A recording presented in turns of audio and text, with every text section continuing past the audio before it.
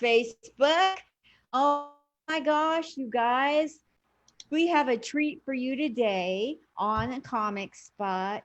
Comic Spot is where this little Army veteran, me, gets to vet out veterans of comedy, and so much more is here than just comedy today. We have Vic Clevenger or Clevenger. Which is it, Vic? Clevenger. Clevenger. And he's here. You have no idea what all he can do in the course of a year. He is an award-winning chef. He's an author, book things published in places. He's a speaker compared to Zig Ziglar. And he's a writer, comedian. Oh my gosh, you guys, he's been doing this for 30 years. He's a veteran of it all of the above. Welcome to this little stage at Comic Spot, Vic Clevenger. Hi, Vic. We'll throw in the laugh track and the applause track later. Let's do it. Yes. I was noticing the amazing cool things on Vic's wall behind him. Everything is amazing back there, starting with the Rat Pack. Oh, yeah, right over here. Yeah. Did you ever meet them? I did not. I had the chance when they did their reunion tour back when I was in college. It was Dino and Sammy and Frank. They got as close to me as Cincinnati, Ohio, from where I was living. And I couldn't make it to them. And that has been one of my biggest regrets of not seeing them when I was that close to seeing them, because it would have been amazing.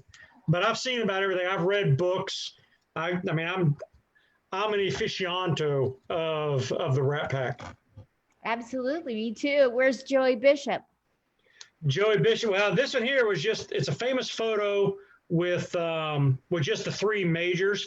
Joey actually was a great part of the Vegas part of it until later years, and him and Frank had a little falling out. And so when you had fallen out with Sinatra, it was a falling out for sure. So rarely did anybody come back. I think they were amicable, but Joey and Frank there at the end kind of really didn't see eye to eye on things. Yeah, you don't want to photobomb, Frank. No, it was. But Joey's funny. He was the he was up there with all the greats, Jerry Lewis and he just all of a sudden I lost his name, but all the greats back in that day that knew how to work clean and still work a nightclub, and those are some amazing guys that were just flat out funny. And there was no restrictions back then, not like there are today. No. And did you watch the Joey Bishop show ever? I've seen clips of it. I have not. I never watched the actual show, but I did go back and watch them. They got them on YouTube and things. I have seen some of those. Yeah. And he's had a lot of those guys, a lot of his friends. And I love watching that whole era, especially of entertainers in general, because I think it teaches a lot of us who do this for a living on how to have stage presence and how to work an audience.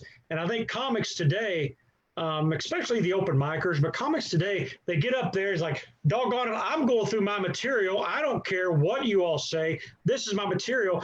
And if the audience isn't engaged, then they blame the audience. Yep. When sometimes it's our fault for not having presence enough to read our audience. And I think when you look back at these classic guys, and some of the big names even today, but you look back at the classic guys, they knew where they were on the stage. They knew how to interact with the audience. And it's great going to school watching those guys. Absolutely. Absolutely. They knew how to deliver a joke and be patient, hear the audience, wait for the laughter to die down, how to do segues, how to work the crowd. I mean, so they were the best. Growing up in that era, watching those dynamite greats, it was like the best childhood ever to be able to have them at my fingertip, on TV. Who's your favorite comedian of all time, living or deceased? I think I would have to say Abbott and Costello, Jerry Lewis, because those guys were, I think, my introduction to what comedy was. I didn't know that they did stand up. I didn't know what stand up was, but I knew these cats were funny, and they had nightclub acts. And when I'd watch them on TV, they would just crack me up. And then as I discovered that they were stand ups, I would have to say those guys are my favorites. Now, I mean, I'm buddies with the Cable Guy and Foxworthy, and that's my whole persona, the whole redneck thing. And those guys are amazing. But I say my favorites are going to be that golden era of comics. You can go all the way back even to the vaudeville days. But I would Laurel and Hardy.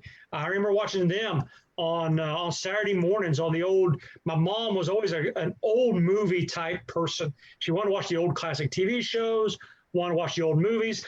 But in there every once in a while was a Laurel and Hardy little sketch. So you have these classic guys who just knew how to work it. And I think because they were my introduction to what comedy actually was, those would probably have to be my favorites. Wow. So what got you started being funny? Did you have a terrible childhood? Were you ignored or were you bullied? It's one of the three. No, I was, my childhood was pretty amazing. I kind of like resemble Bill Engvall in that. He's like, most comics have a horrible childhood. They've been raped by their dog or whatever. And so now they're comedians. And he's like, I didn't have any of that. And that's the way I am. I had both my parents. They worked. We were poor, but we didn't know we were poor. I mean, I grew up in Kentucky, and we made our own fun. And from there, I didn't want to work in a steel mill, and I wanted to do something more than what my little area offered. So I went off, got a couple communication degrees, got into speaking professionally as a motivational speaker, as a leadership consultant, communication consultant. And then from there, somebody says, you know what? You're funny. You should try comedy. I'm like, all right, whatever. What do I know? And from there, now I do it all. I've kind of gotten out of the clubs a little bit, although I still do a few of them that I like. I do more corporate stuff now. But but that's how I got into it. Just being, just going from speaking, somebody said, you should try an open mic. And I did, and had a blast doing it. Never thought it'd take me anywhere. And it's taken me all over the country. Yes, made a real name for yourself. I've tried. So talk to me about your motivational speaking. I love motivational speakers, especially if they have a sense of humor. Oh yeah, and mine is just know who you are, be who you are, and know that no matter what you do, you can have an impact. I got a speech called "Impact the Pond that you're in." I remember growing up, they said you can either be a big fish in a small pond, or you can be a small fish in a big pond. So I've taken that phrase and said, no matter what size of fish you are and how big your pond is, you can have an impact. And so I go through on how you can impact different things with being part of a team, having what motivates your team, having good communication skills, having a purpose of what you do. And so I just dig helping people. I talk to leaders and leadership stuff, and I throw in a bunch of jokes.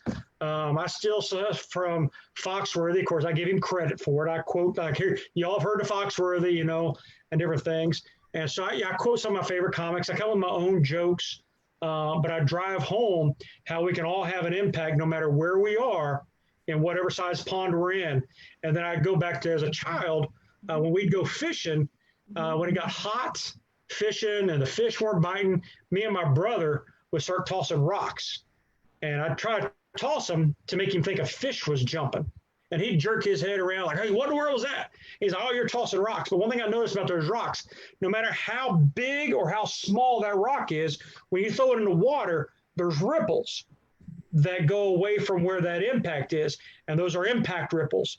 So when you toss it in, no matter where you get tossed in, you can have an impact that's going to spread a lot larger than the splash you made. And once we're mindful of that, whether it's business or comedy or cooking, once we realize all that, then we're golden, and we get comfortable in our skin knowing who we are. Talk to me about your cooking. Oh, wow.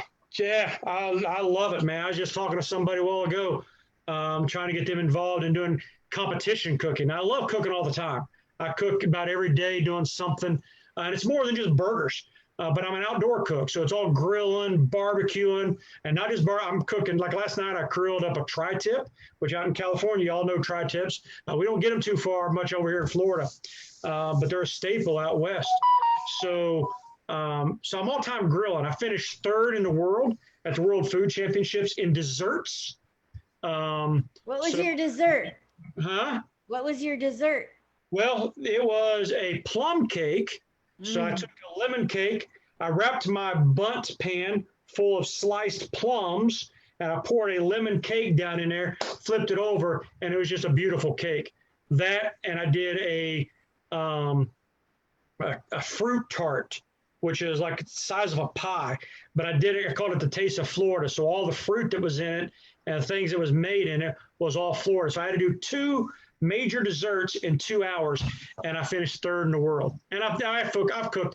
I was part of a team that finished second in the world, cooking a whole hog. A lot of people call me and have me come in and do alligators. We'll be doing a TV show next month, cooking an alligator. And my TikTok, the Chimney Cartel, you can find me on TikTok under that. It's full of food, and Instagram's full of food, and people don't want to look at my face. They love looking at what I'm cooking. The Chimney Cartel is only on TikTok? No, it's also on Instagram. There's a Facebook page. I've got on all the major platforms, Facebook, Instagram, and TikTok. TikTok's, of course, all the videos. So you get to see me cooking stuff. There's some videos on Instagram, but it's a lot of pictures. Facebook's Facebook, it's whatever it is. Absolutely. So the Chimney Cartel, why did you call it the Chimney Cartel? Well, it started off as a joke. I was entering a contest, and I'm like, I don't want to pack my grill because I also had to do some stage work for this event, but I wanted to enter the state contest. So somebody suggested to me, a friend of mine out in Seattle, suggested, why don't you just take a little starter chimney that you'd use to start your barbecue with, your grill, and put like a grate on top of it and cook your steak on that. And I'm like, all right. So I showed up at this contest. I'm like, well, how much fun would that be with all these $400 or $500 grills around me, and I show up with a $20 chimney as my grill? Finished 13th out of like 50 competitors. And people didn't laugh at me anymore, but they liked it. And I just started coming up with the name. Like, I just hashtagged it to a friend of mine. And I said, oh, welcome to the Chimney Cartel, because they cooked something on a chimney at a contest they were in. And it started off as a joke, and people were like, I dig that. And so now I've turned it into my own business.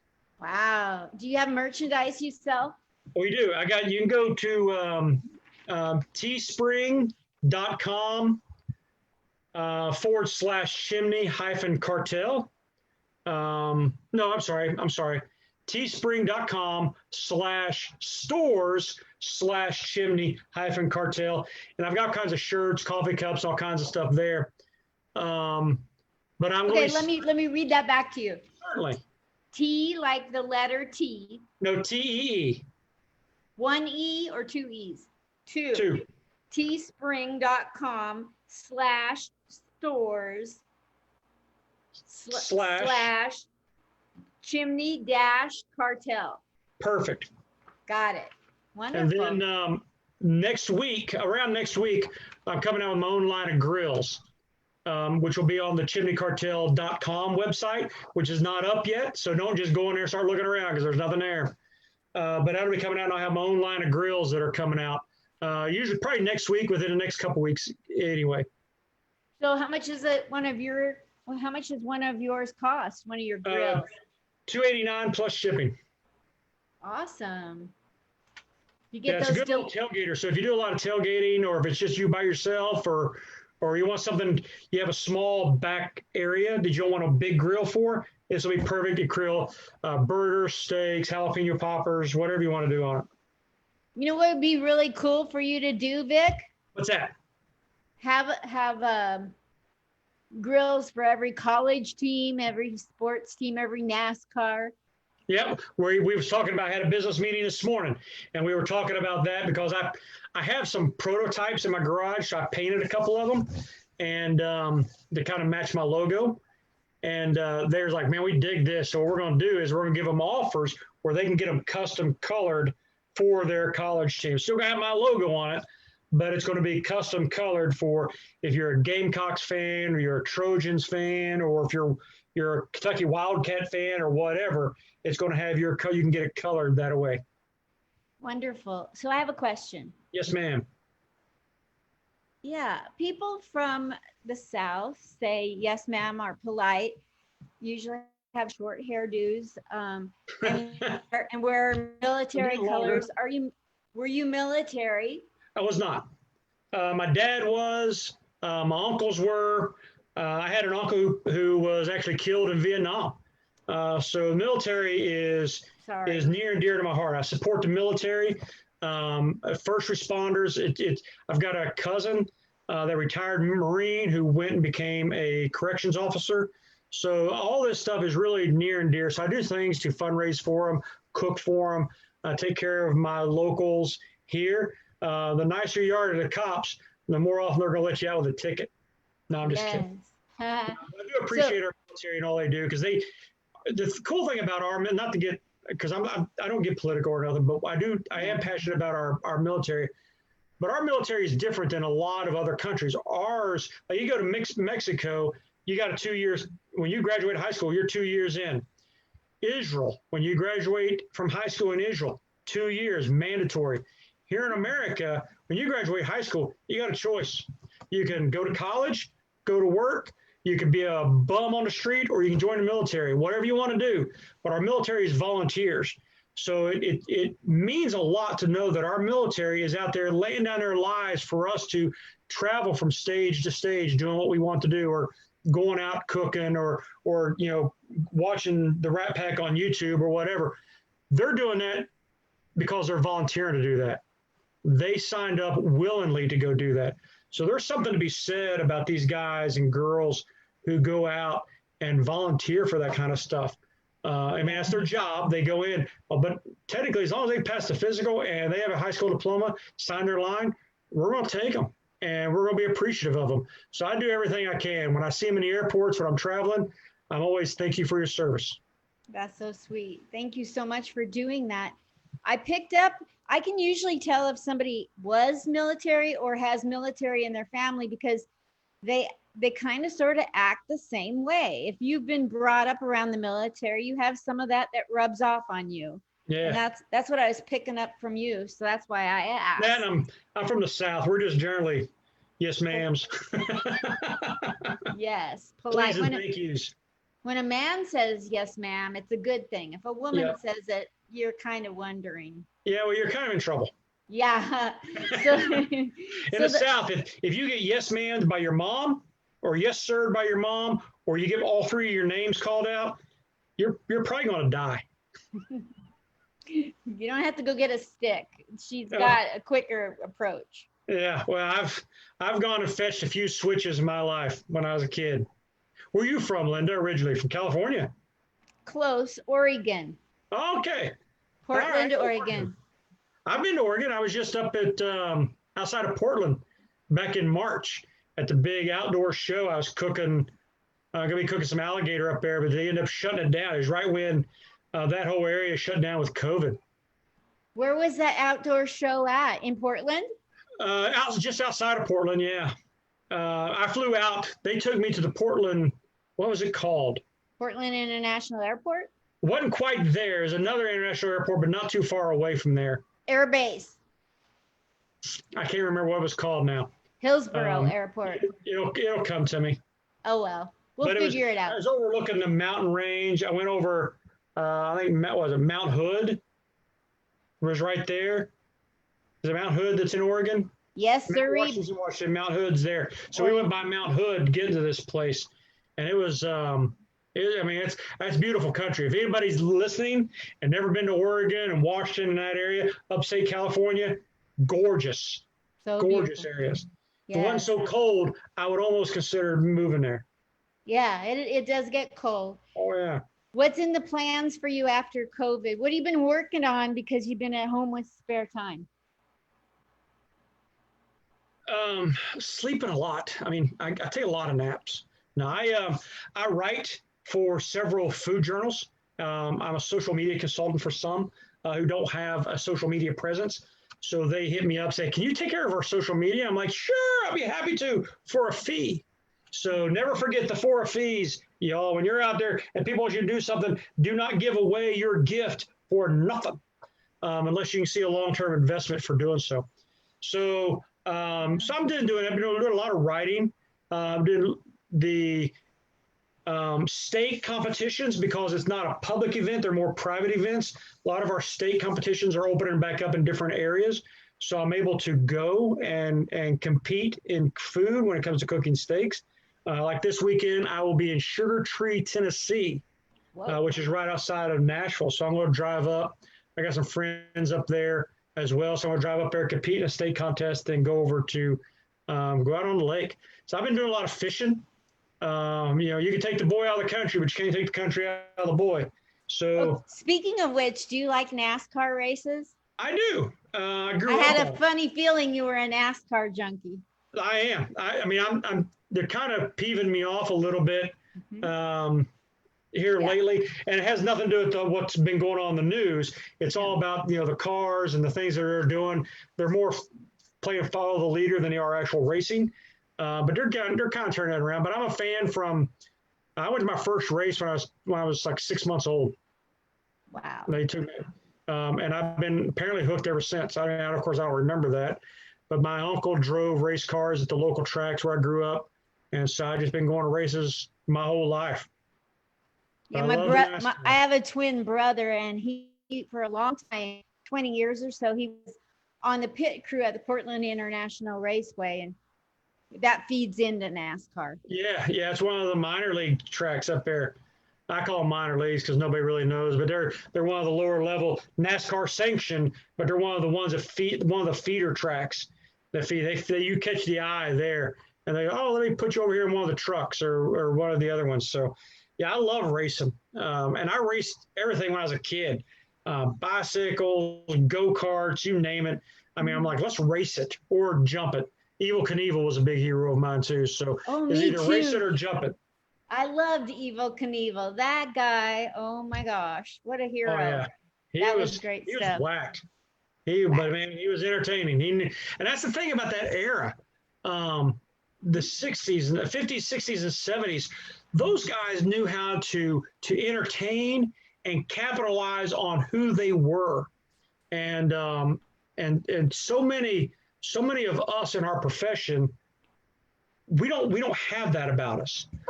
There's a few that do, and those are the ones that kind of make it. But for the most part, they don't capitalize on their personas. They just, here's my jokes. But when you come to be an entertainer, that's your whole thing. Like Dean Martin, for instance, going back to the Rat Pack. His persona was somebody who liked to have a good time. He was laid back. He had a drink in his hand, cigarette in his hand, sang his songs, wooed the women and all that stuff. But in real life, the drink that he had on his hand was apple juice. It looked like Jack Daniel's whiskey. The cigarette, of course, was real. But at night, instead of wooing women, he was either in the casino playing cards, or he went back to his room and watched Westerns. That was who he was. So he knew what the people perceived of him, and that's what he did on stage, and that's what people liked. And so a lot of people don't know who they are.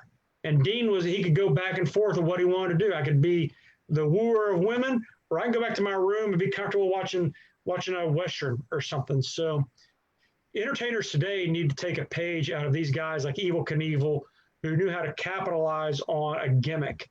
And that's what he did. Who's going to watch some guy jump over a bunch of fountains at Kings Island in Cincinnati, Ohio?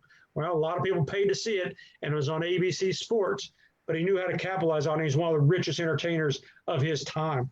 And so I think my lesson to entertainers or speakers, know who you are, capitalize on your persona, and get your material down, whatever it is, whether it's comedy, speaking, cooking, whatever it is, know who you are and be true to who you are. I love that. That's so succinct. Thank you so much. What would you like to say to me that you haven't said yet about your entire life? You can have another 5 minutes. You're so entertaining to tell us something nobody knows about you, something that you've never said, something you haven't said in a long time.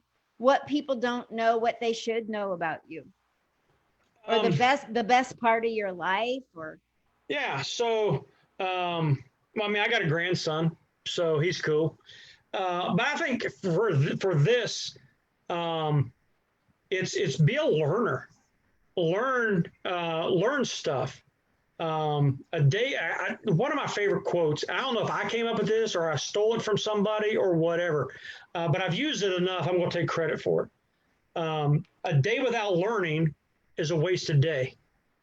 So no matter what, it doesn't have to be a big algebra problem. It can be something little. But if you go a whole day and not learn something, then you've wasted your day. Whether it's studying your craft as a comic or a speaker, or trying something new, learn something. Don't be afraid to experiment. That's what I like about reading biographies of people who have done something. Those guys who have done something in their life, and it doesn't matter whether it's a politician, which I've read some of those, or an inventor, or an entertainer, they were willing to try something new. And when it failed, they learned why it did. And so when you can learn how you failed, it's a lesson. It's not a failure. You've taught yourself something and you've grown from it. So the next time you either know where you made your mistakes and improve on it, or you say, that's not for me. And I always go back to Thomas Edison and a light bulb. They asked him, said, now what about these 2,000 failures? And he's like, I didn't have 2,000 failures. I just found out 2,000 ways that a light bulb wouldn't go. wow. I only need one way. And that's the thing. So the more you try to learn, and I try to be well-rounded, not just study comedy, not just study cooking, not just study speaking, but I try to learn because you can draw from a lot of things. So I've read a lot of biographies of a lot of people, a lot of not so many self-help books, but leadership books that I've pulled into my stage persona, trying to help people learn. So I guess if the one thing I was going to tell somebody, I play. I'm not dumb, but I play one on TV. How's that? But I tell people you got to learn. You got to spend every day learning something, even if it's like learning someone's favorite color, or learning how to cook a new dish. I mean, everybody's talking about keto. Find a keto thing and cook that. Read a magazine. When you go to the doctor's office, don't just flip through the pages. Pick an article and actually read it when you're sitting there waiting to get your hair done. So it's a lot of things you can do. So my favorite phrase is, a day without learning is a wasted day. I like that. So I have a favor to ask you about your grill that's coming out. I live in an old veterans motel, so a grill won't be something I can buy. But if you ever do an infomercial about your grill, I want to be the lady next to you, where you go, hand me the hamburger patties, and then I crack a joke about the hamburger. I want to do that. I want to be that lady one time in my life, just one. That'd be good. Do it on. Come fly over here to do the Home Shopping Network over in Tampa. We'll do that, and you can be my Vanna White. How's that? I can play it straight. I can play it goofy. I'll be Lucille Ball and drop everything I have there. You tell me. There's another classic right there, Lucille Ball. She knew how to work it, and she was beautiful. But yeah, I'll be your Desi Arnaz. Let's do it, Vic. Thank you so much for coming to Comic Spot. Thank you guys, you, how do we follow you to get you more fans on the internet? I'm everywhere. Vic Clevenger or Chimney Cartel. On all the majors, you'll find it. TikTok, Instagram, Facebook, Twitter, LinkedIn, Pinterest. I've even got a Pinterest page because I don't know what I do with it, but I've got one. So whatever. I got a whole thing about Lisa Marie Presley, and every day somebody will say, I like that picture. And I'm like, I haven't been to Pinterest since I put them up there 5 years ago. She was my first celebrity crush. Isn't she something? Oh yeah. When I was a big Elvis fan growing up, and then when he died, I'm like, oh, there's his daughter. She's cute. And I actually saw her in concert once. She did an opening concert at Daytona 500 one year. and I went and actually saw her. She's so good, and that she's Yeah. so underappreciated. She is. She's a great singer. Yeah, And people she's Presley, and she's not pursued. There's a classic example of someone who has a gift and has a built-in PR system, who hasn't capitalized on it, who kind of took a back seat to what she could have become. She could have been the Hank Williams Jr. of Hank Williams in country music. Hank Williams was the bomb diggity. His son capitalized on it and became another legend. She could have done the same thing, but I don't know if she did it or her mom did it, or if we as a society kind of oppressed her and kept her from pursuing what she may have wanted to do her whole life. Yes, that's interesting. That's a whole study right there. Oh yeah, yeah. Thank But you. she's Vic Clevenger. You are amazing. Thank you so much for coming here. If you ever have too many mugs on your wall, send me some. I break them like you wouldn't believe. I break a mug a day. If I go through a day without breaking a mug, I haven't learned anything. You got to get you one that I usually drink out of, one of these hard ones here from Wild Gear out of your neck of the woods. I think they're up in Washington. Wildwood, yeah. Yeah. All righty. Well, thank you so much. I'm going to head on out. You're awesome. Peace. Thank you. Bye. Everybody